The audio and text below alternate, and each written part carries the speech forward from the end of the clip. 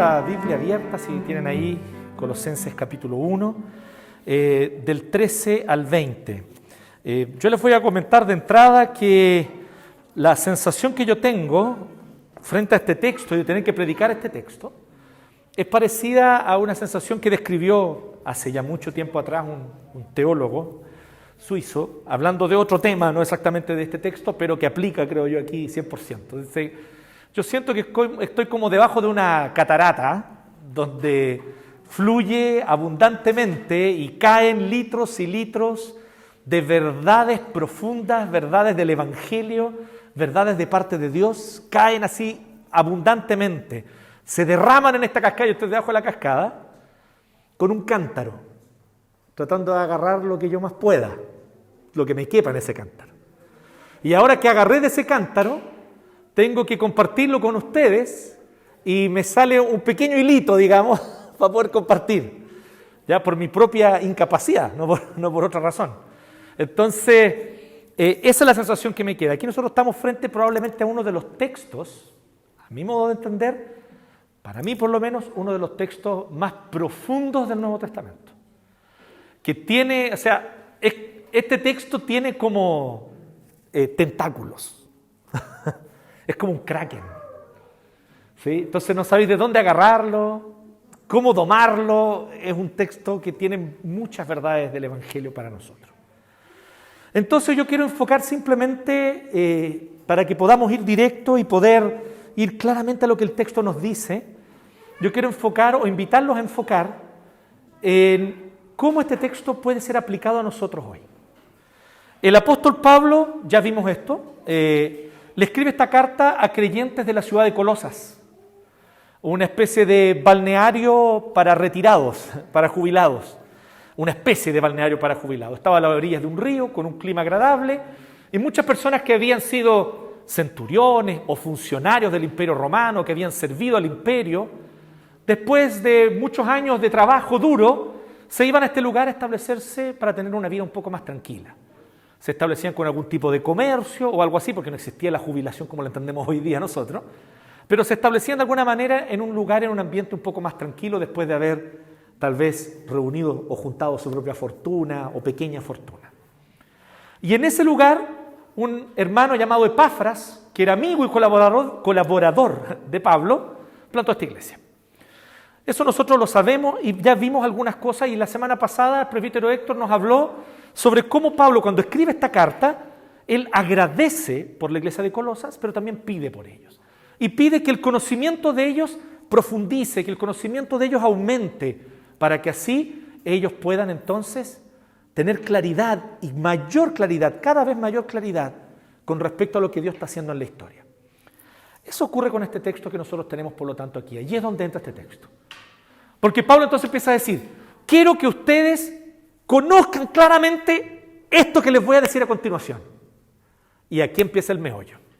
Aquí está el núcleo de esta carta. Que a la vez funciona como paraguas.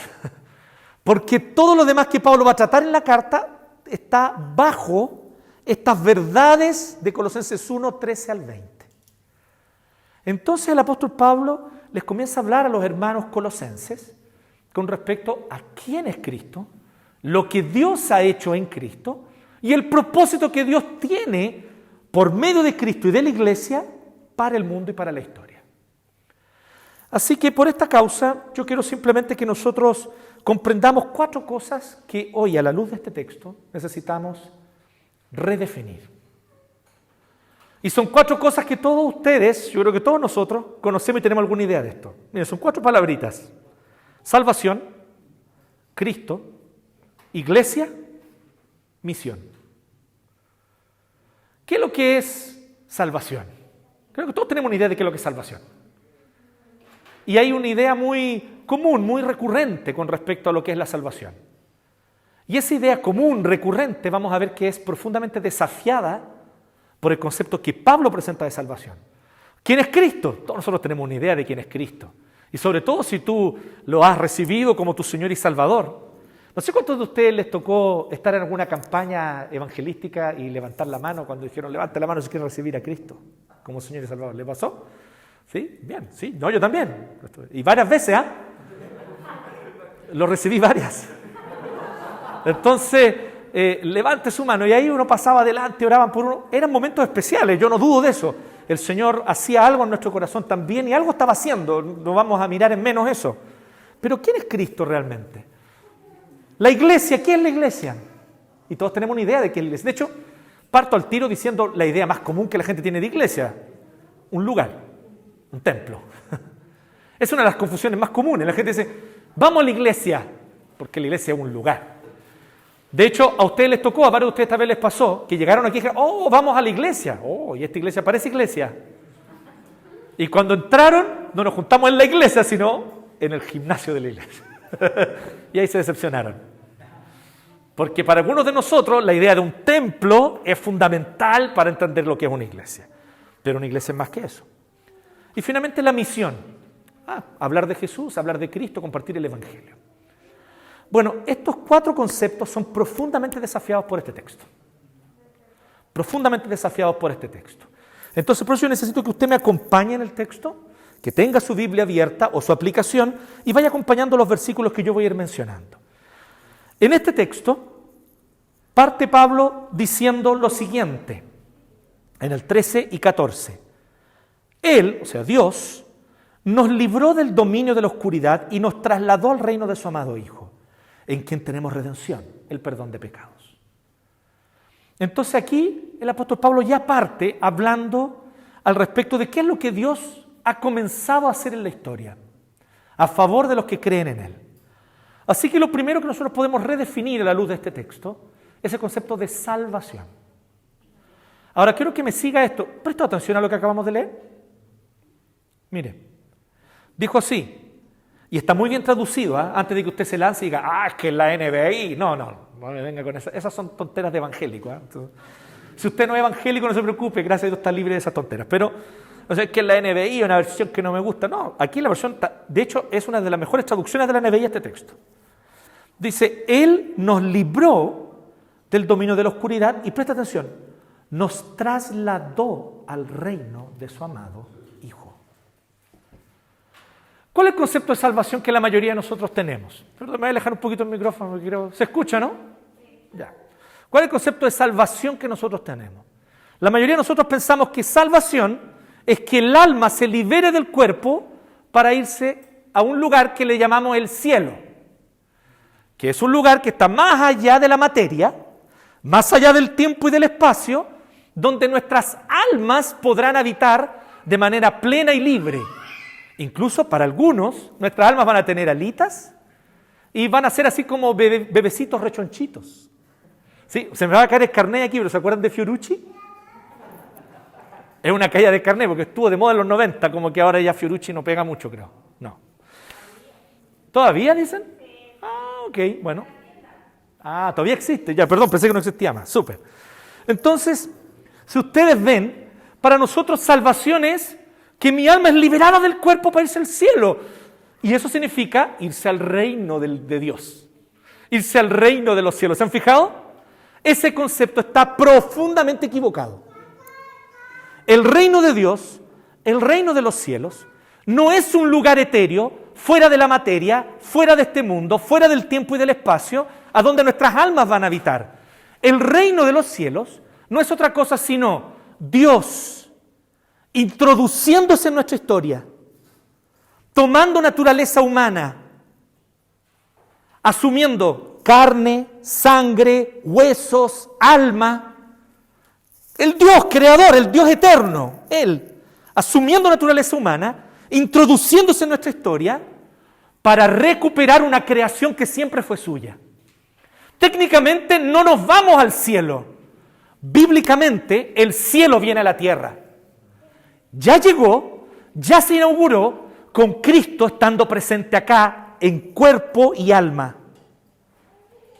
Y mientras Él sanaba, mientras Él enseñaba la verdad, mientras Él liberaba a las personas con las buenas noticias, mientras Él devolvía su dignidad a mujeres y niños, mientras Él ofrecía una oportunidad de perdón a personas que habían abusado de su poder y de sus privilegios, Cristo no vino a odiar a los privilegiados, vino a ofrecerles perdón.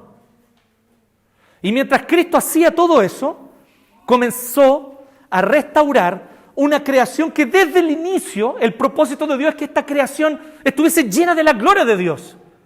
Fuese armónica, plena de gozo, plena de alegría.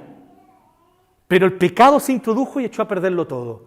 Cuando el pecado se introdujo, extendió su dominio mediante cosas fundamentales como el odio, el resentimiento, la autojusticia, yo soy mejor que tú, o soy mejor que ellos, o soy mejor que ese grupo, por lo tanto voy y los domino imponiendo mi fuerza sobre ellos. Y aquí está toda la historia de la humanidad resumida en esto. La historia de los grandes imperios, desde los sumerios, pasando por los egipcios, babilonios, griegos, romanos, es la historia de un grupo humano queriendo imponerse sobre otro por odio, por rencor, por resentimiento, por autojusticia, por la razón que sea. Y este es el dominio de la oscuridad. Y Pablo está diciendo que la salvación consiste en que somos sacados del dominio del pecado y trasladados a un reino que ya está presente en la historia y que está haciendo nuevas todas las cosas. Entonces redefinamos esto primero. Salvación no es el alma ser liberada del cuerpo para irse a un lugar etéreo. Salvación es ser liberados del dominio del pecado sobre nuestra vida para pertenecer al reino de Cristo que ya está presente en la historia. Salvación es el hecho de que Dios está haciendo nuevas todas las cosas en Cristo y nos incorpora a este plan dándonos nueva vida.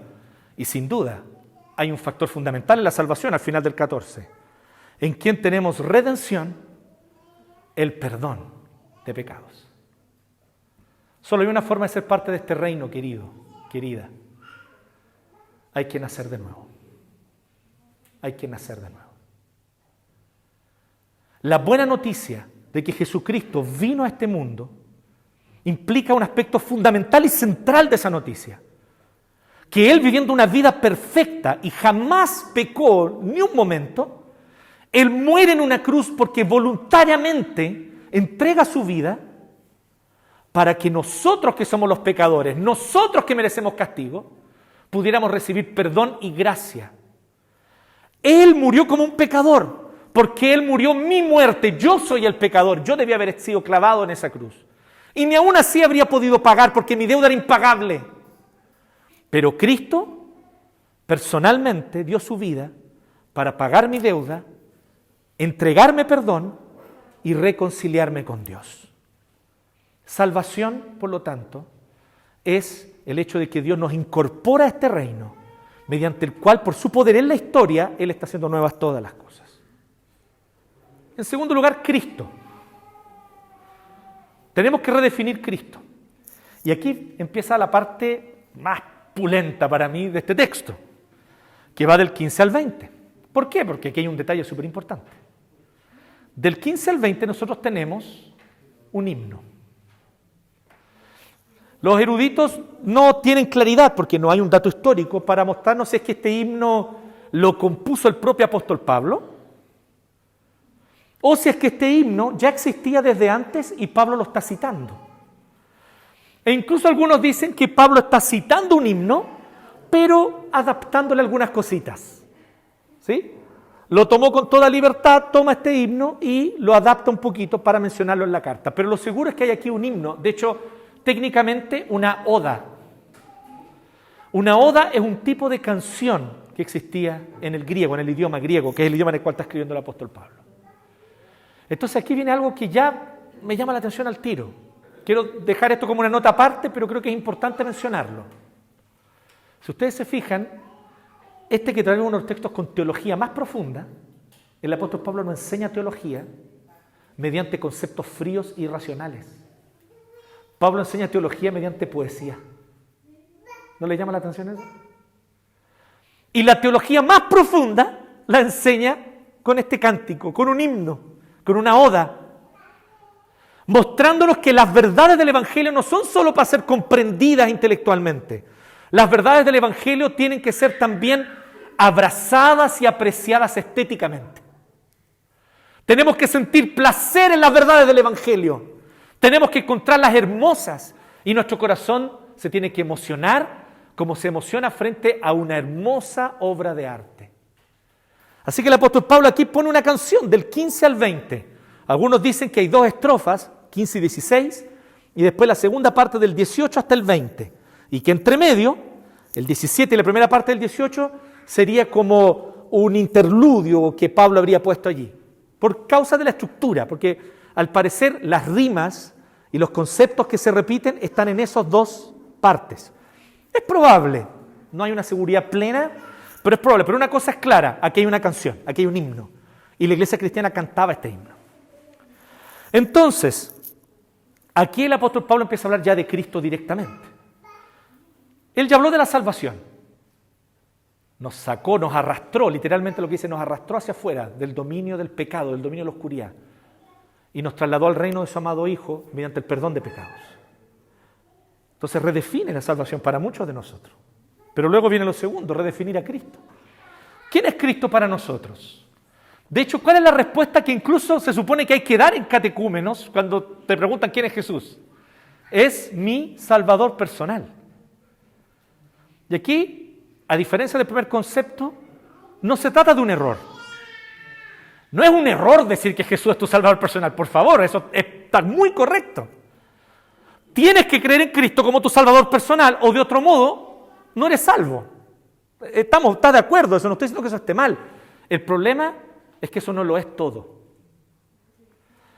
Y cuando tú solamente tomas una parte de la verdad y la tratas como si fuera la verdad completa, te pierdes todo lo demás. ¿Quién es Cristo? Aquí Pablo nos dice quién es Cristo. Y preste mucha atención a esto. Cristo es la imagen del Dios invisible. O sea, Dios, creador de todas las cosas, Señor de todo, que creó todo lo que existe, todo este universo y otros, si es que existen otros. ¿Sí? Dios que creó toda la realidad, Él está en Cristo. Y dice que Cristo es la imagen del Dios invisible, el primogénito, dando a entender que es el heredero. Aquí la idea de primogénito no significa el primer nacido o el primer creado, como dicen algunas herejías que trataron de distorsionar la visión de Cristo. Ya vamos a ver por qué, más adelante se nota claramente esto. Dice que es el heredero de toda la creación. ¿Por qué? Porque por medio de Él fueron creadas todas las cosas. En una casa romana, o incluso en una casa judía de la antigüedad, cuando Pablo está escribiendo, el primogénito, el primer nacido, en este caso sería Martín, tenía algunos privilegios asociados a los deberes que iba a tener. Así que el primogénito era alguien alrededor de quien se organizaban todas las cosas en la casa. Porque él iba a heredar la casa, él iba a tener que darle continuidad al oficio de su papá, y él iba a tener que hacerse cargo de sus hermanos menores ante cualquier situación. Así que todo se organizaba alrededor del primogénito. Toda la casa se organizaba alrededor del primogénito. Pablo está diciendo eso. Cristo es el primogénito de toda la creación, porque por medio de Él fueron creadas todas las cosas. Y aquí quiero que tomes nota de esto. En este caso, en este contexto, la palabra todas es absoluta. Fueron creadas todas. Todas es todas. Desde las partículas subatómicas hasta las grandes galaxias. Pasando por todo lo que te puedas imaginar. Ríos, mares, rocas, montañas, hielo, elefantes, ballenas, plancton. Todas las cosas. Eso está diciendo literal.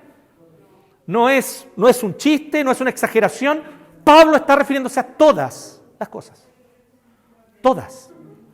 Entonces nos está diciendo que todas las cosas en el cielo y en la tierra, visibles, o sea, estas cosas que yo les mencioné, rocas, montañas, hielo, animales, fauna, flora, ¿cierto? Visibles, pero también, ojo, invisibles. Ángeles, que no son visibles, pero no solo eso, piensa en otras cosas, conceptos, como justicia, dignidad, verdad, amor. Es gracias a esos conceptos que organizamos toda nuestra vida, po. Es gracias a esos conceptos que se organizan sociedades enteras con sus instituciones y sus leyes. Todas las cosas visibles e invisibles, sean tronos, o sea, todo tipo de autoridad que pueda haber, cualquier cargo que se pueda imaginar, presidente, ministro, senador, diputado, constituyente, da lo mismo, juez, magistrado, todos los tronos, poderes, principados, autoridades, todo ha sido creado por medio de Cristo y para Cristo. Y miren lo que dice el 17, aquí está lo que les quería destacar. Él es anterior a todas las cosas. ¿Te fijas que es imposible que Pablo se esté refiriendo a primogénito como primer creado? Porque está diciendo claramente en el 17 que Cristo es anterior a las cosas creadas. Entonces la palabra primogénito aquí, no significa primer nacido, significa heredero. Que es antes de todas las cosas que fueron creadas. Es anterior a todas las cosas creadas. A todo esto, el texto que leímos al inicio de la liturgia decía eso. En el principio era el verbo. O sea, en el principio ya existía el verbo. Y el verbo tenía comunión con Dios y el verbo era Dios.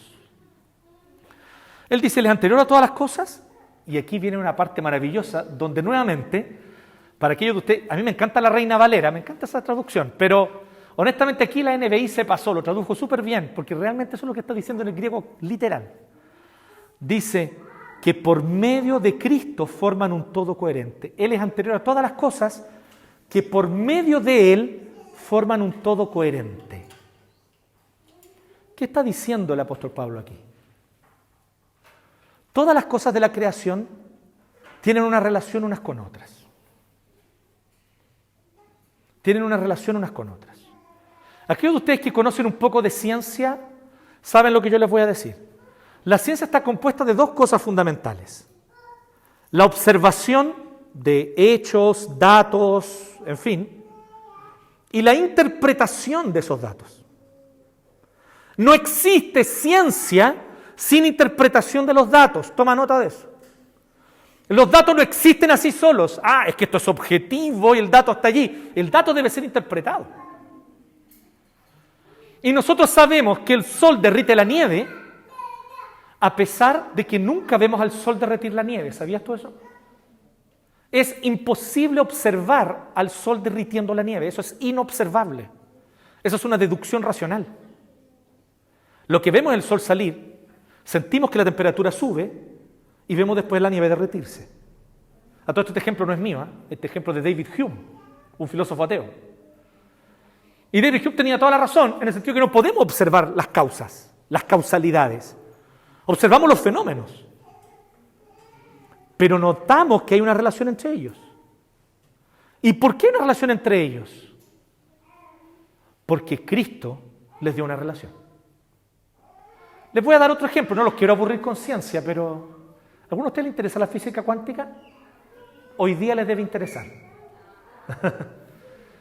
Las partículas subatómicas se pueden comportar como partículas o como ondas.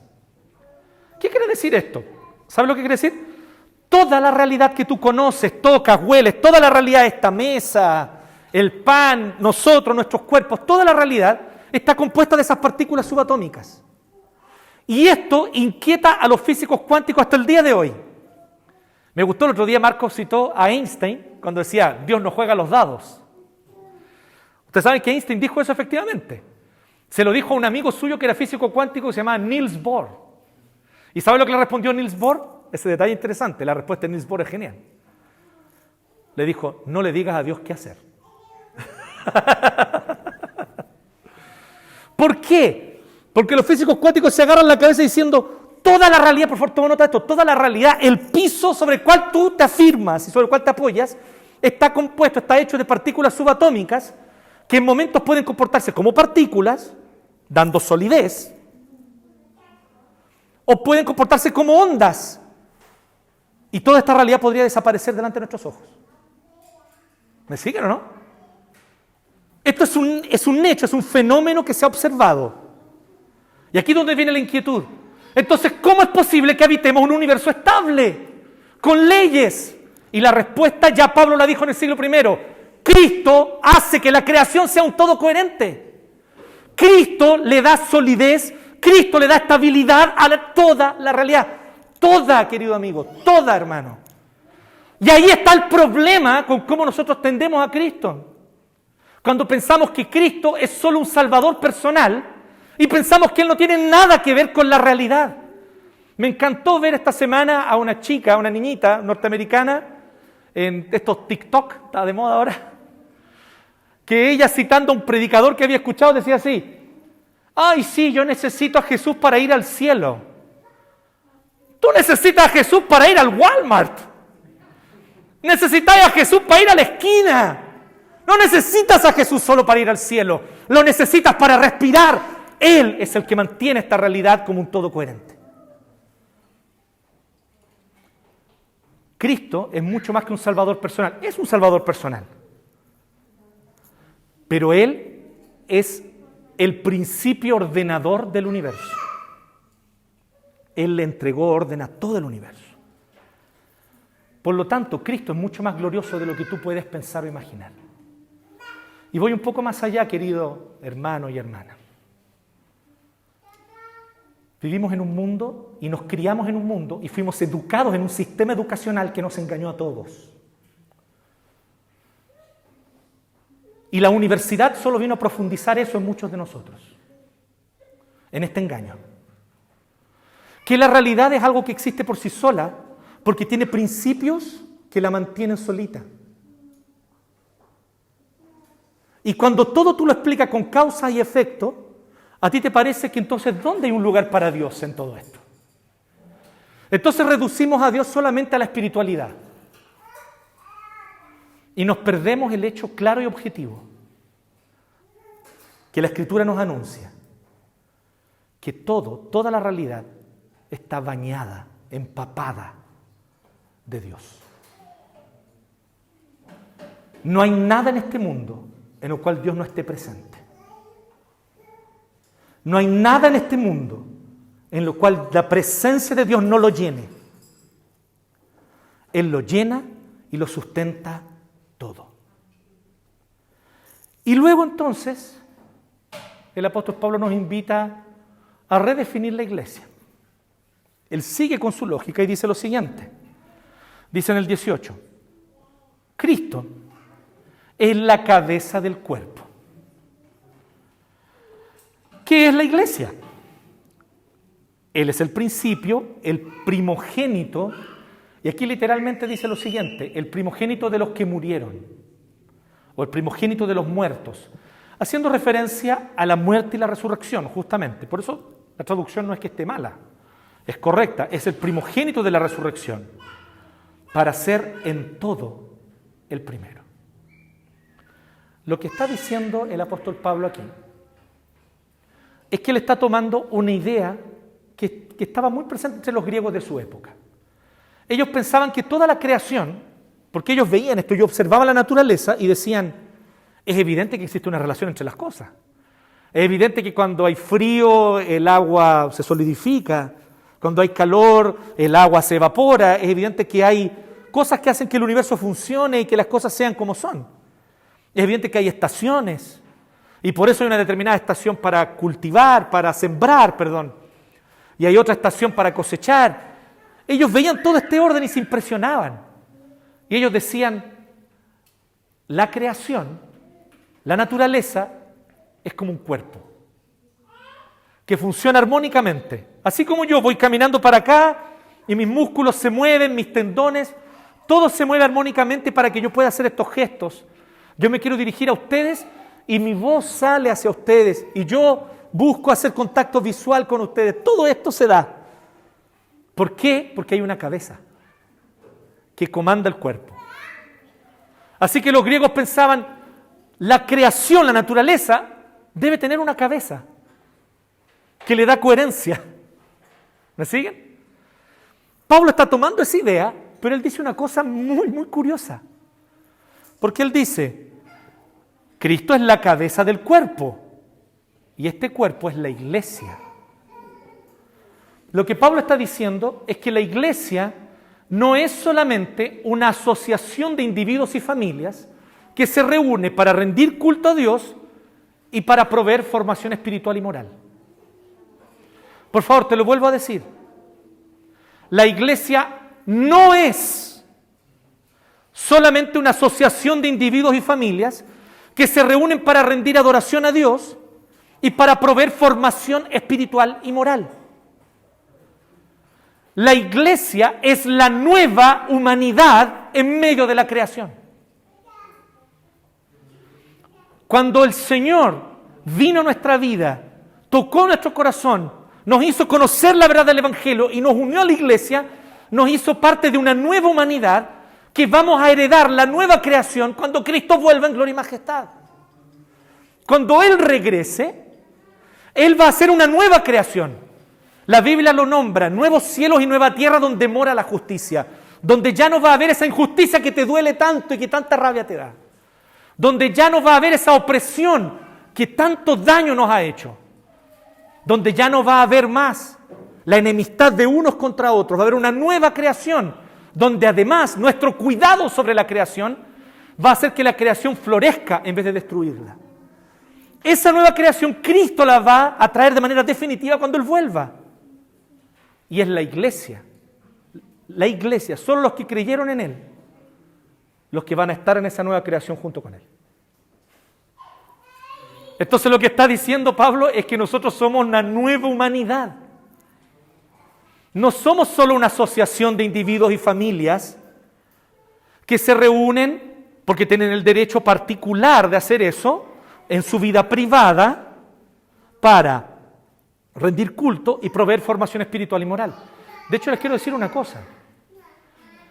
Esta definición de iglesia, que la iglesia es una asociación de individuos y familias solamente, que se reúne para rendir adoración y para dar formación espiritual y moral, esta definición de iglesia le encanta a Satanás.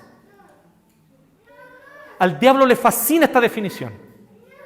Porque eso significa entonces que la iglesia no tiene nada que decir sobre sociedad. La iglesia no tiene nada que decir sobre política. La iglesia no tiene nada que decir sobre la pobreza. La iglesia no tiene nada que decir sobre el abuso. La iglesia no tiene nada que decir sobre la opresión. No, iglesia, tú resúmete solamente a predicar para que almas se salven y adorar a Dios. No te metas en estos temas, porque estos temas es para gente grande, es para adultos. Esa es la gran mentira que la Ilustración francesa nos vendió a todos y se nos ha inculcado desde el primero básico. Querido hermano, la iglesia tiene todo que decir sobre la pobreza, sobre la dignidad de mujeres, sobre el respeto a los niños. La iglesia tiene todo que decir con respecto a la opresión de aquellos que teniendo poder abusan de él en vez de utilizarlo para el bien común. La iglesia tiene todo que decir porque tenemos a Jesucristo, que es el heredero de la creación, como nuestra cabeza. Y Él tuvo mucho que decir sobre cada uno de esos temas, y nosotros también tenemos. No solo mucho que decir, mucho que hacer. De hecho, si me permiten, más que hacer que decir.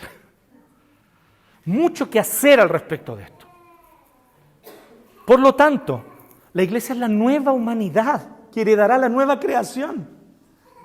Somos llamados a tener nuevos tipos de relación unos con otros. Ahora, esta es la verdad, la iglesia ha estado y sigue estando profundamente afectada por el pecado. La iglesia está profundamente afectada por el pecado.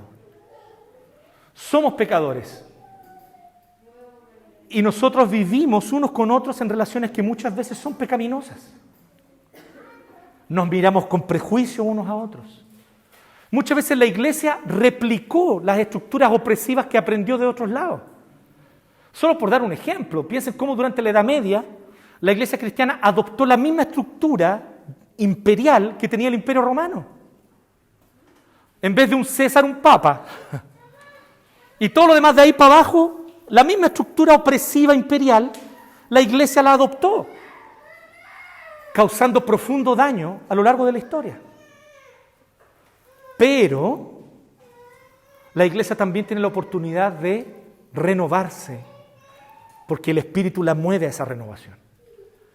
Y de repente un monje vino en el siglo XVI y clavó 95 tesis en una puerta y quedó la embarrada ahí para adelante. Pero una buena embarrada.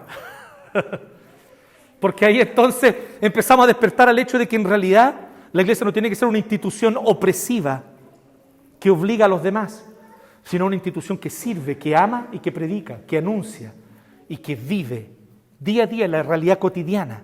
Vive estas verdades del Evangelio. Somos la nueva humanidad en la historia. Así que finalmente, ¿cuál es la misión entonces? Y dice así el 19 y 20. Porque a Dios le agradó habitar en Él con toda su plenitud, en Cristo. Y por medio de Cristo, reconciliar consigo todas las cosas. Y de nuevo toma nota porque aquí de nuevo aparece la palabra todas. Y de nuevo de forma absoluta. Reconciliar consigo todas las cosas. Tanto las que están en la tierra como las que están en el cielo. Repite la idea. Está hablando de todas, realmente todas. Haciendo la paz mediante la sangre que derramó en la cruz. Y aquí tenemos que redefinir misión. De hecho, nosotros partimos ya con algo que no es del todo correcto. Decimos y hablamos mucho de la misión de la iglesia. ¿Se han fijado en eso? Técnicamente esta no es la misión de la iglesia, es la misión de Dios. Dios se propuso una misión. ¿Ustedes se acuerdan de una película que no me acuerdo cómo se llama? De Liam Neeson, que le secuestran a la hija, que está en París, y él atiende el teléfono, ¿cierto? Y dice, yo no sé quién eres, pero donde estés yo te voy a agarrar. ¿Se acuerdan o no? Búsqueda implacable, que muy bien. La 1, esa es la 1, ¿no? Bueno, Dios en este caso es como Liam Neeson. Esta es su misión personal. Él quiere rescatar la creación que Él hizo para su gloria y Él quiere que vuelva a ser una creación que le da gloria. Ya no una creación dañada por enemistades, división, abuso, destrucción. Él quiere que esta creación vuelva nuevamente a florecer. Y Él vino personalmente en rescate de esta creación. Y Él nos reúne a nosotros como iglesia, como nueva humanidad, para que participemos de su misión, de su plan, de lo que Él se propuso en sí mismo. Pero además tenemos que redefinir misión en otro aspecto. Nosotros solamente hablamos de misión como evangelización. Y la evangelización, por favor, quiero ser súper claro, la evangelización es fundamental, es esencial en la misión. Sin evangelización no hay misión, hay que anunciar el evangelio, hay que predicar el evangelio e invitar a las personas a creer en Cristo para recibir perdón y nueva vida. Sin eso, estamos puro dando la hora, estoy de acuerdo. Pero eso no es toda la misión. La misión abarca también nuestras vocaciones. Misión es entender que Dios está en un hospital público, consolando a alguien que está allí sin ver a su familia hace 20, 30 o 40 días. Misión es entender que Dios quiere consolar a esa persona, quiere cuidarla y quiere que se mejore. Y entonces tú, que tienes una vocación de enfermero o de enfermera, eres la mano de Dios en ese hospital. Misión es entender que Dios quiere que nuestros niños de nuestro país manejen muy bien las ecuaciones y las operaciones matemáticas básicas. Porque eso les va a servir tremendamente en muchos aspectos de su vida, incluso a pensar lógicamente. Las matemáticas sirven para eso primero que todo. ¿Para qué me enseñé matemáticas? Nunca la voy a usar en mi vida. Mentira, la usáis todos los días. Porque fueron las matemáticas las que te enseñaron a pensar de manera lógica. Y esto lo digo yo, que odio las matemáticas. Pero les digo que si no fuera por las matemáticas, yo no sabría pensar lógicamente. Son fundamentales. Es Dios quien quiere que nuestros niños aprendan a leer y escribir para que tengan acceso a un buen libro y tomen decisiones por sí mismos y no simplemente le crean a otras personas que en el poder les dicen qué creer. ¿Me siguen? Así que Dios está en una escuela pública o en una escuela rural. Dios está en un colegio enseñando, queriendo que esos niños aprendan conocimientos con los cuales ellos van a poder abrirse al mundo. Así que cuando tú tienes una vocación de profesor, tú eres invitado por Dios a esa sala de clases para participar de lo que Él está haciendo. Porque esas conexiones neuronales no las vas a hacer tú, profe. Las hace Dios. en el cerebro de ese niño. Y tú participas de lo que Dios está haciendo. ¿Me van siguiendo? Es Dios quien, a través de una asesora del hogar, mantiene la limpieza y mantiene un lugar limpio para que esas personas que tal vez trabajan muchas horas y llegan a su casa cansados, agotados, sin muchas ganas de limpiar, de ordenar, pero por lo menos llegan a una casa limpia para poder descansar. Y tú eres la mano de Dios como asesora del hogar, permitiendo que en esa casa ellos puedan llegar a un lugar limpio y agradable. Es Dios quien limpia nuestra ciudad. Cuando a altas horas de la madrugada, 5 o 6 de la mañana, todavía no ha salido el sol, tú vas con un camión y tomas la basura y la pones en el camión para que las calles no estén sucias.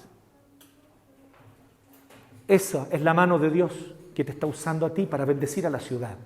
Y así toda y cualquier vocación.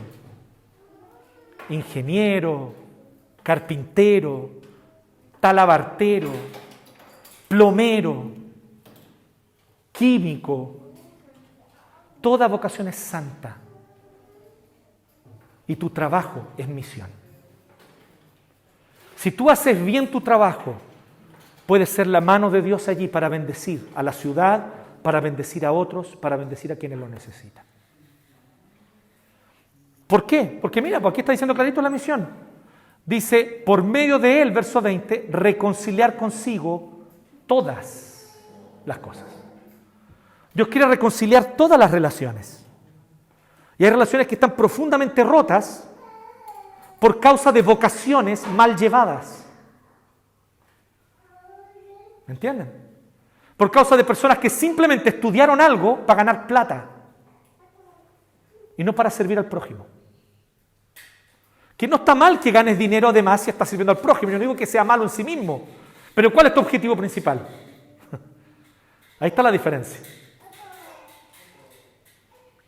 Entonces, cuando nosotros comprendemos esta realidad, vemos que Dios nos ha llamado a la misión a todos nosotros y que la misión es hacer nuevas todas las cosas en Cristo. Así que redefinimos estas 4 cosas a la luz de este texto. Salvación, Cristo, iglesia y misión. No quiero cerrar sin invitarlos a reflexionar esta profunda verdad. Aquí tenemos un poema, un himno, como les decía al inicio. ¿Qué es lo que Pablo nos está enseñando? Este texto, probablemente uno de los textos más profundos teológicos, Pablo no escribió una sistemática. ¿Me siguen o no? Pablo no vino y escribió un tratado de teología, tratado acerca de Jesucristo y su naturaleza y bla, bla, bla. No. Pablo puso un himno para ser cantado. Porque esta es la invitación de Dios para nosotros también. Que las verdades de Dios no sean solo comprendidas intelectualmente, sino que nos deleitemos estéticamente en las verdades del Señor. Y por eso, querido amigo, querida amiga, es tan grave que no cantes cuando alabamos al Señor. Ay, es que yo no tengo buena voz. Eso no importa. Yo no canto por cantar ni por tener buena voz. Eso debería ser un corito. Por lo menos esa parte. Porque nosotros cantamos porque nuestro corazón se deleita en lo que cantamos. Porque hay deleite estético. Aquí, afinados y desafinados son invitados a cantar. Tengas una voz dulce o una voz no tan dulce. Una voz salada. No importa, canta. Alaba al Señor, adórale, porque uno de los grandes daños de la iglesia evangélica en el último tiempo, para mí, ha sido transformar el culto en un show. ¿Y cómo es la música? Tremenda, buen sonido, las guitarras distorsionadas con efectos, como si fuera The Age de YouTube. Y todo así, deleitándose, wow. Y hay iglesias, esto no es mentira, con máquinas de hielo seco. No es verdad. ¿Algunos de ustedes lo han visto o no?